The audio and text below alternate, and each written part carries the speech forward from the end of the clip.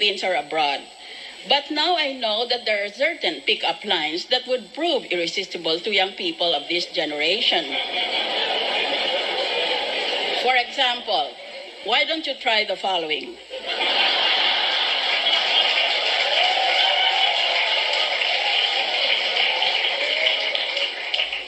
Kung magkakaroon ka ng sariling planeta, gusto ko ikaw ang axis nito.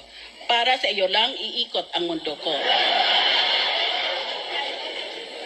Sana Facebook status ka na lang para pwede kitang i-like.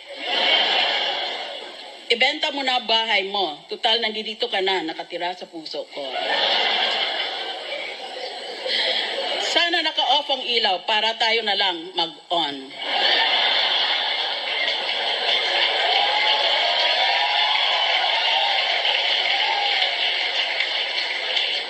Never mind the lecture. I've been lecturer here for 10 years.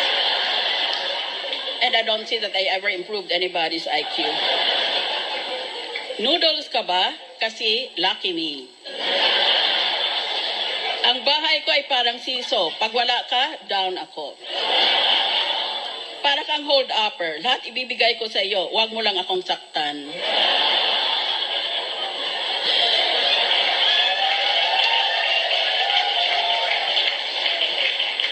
Ang galing mo din, ano?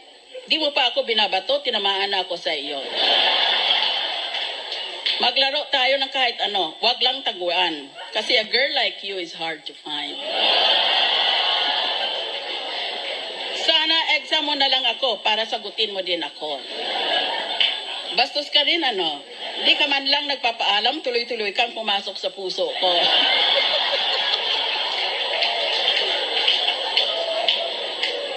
Google ka ba? Lahat kasi nang hinahanap ko, sa iyo ko natagpuan eh.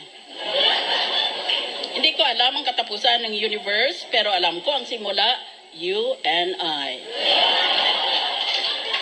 Nakalimutan ko ang pangalan mo eh. Pwede bang tawagin na lang kitang akin? So dumb.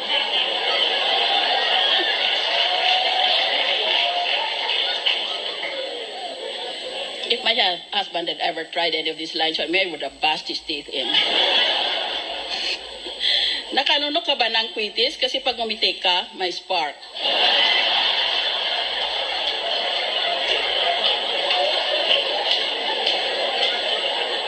This is what Dr. Bienvenido Cabral said to Dr.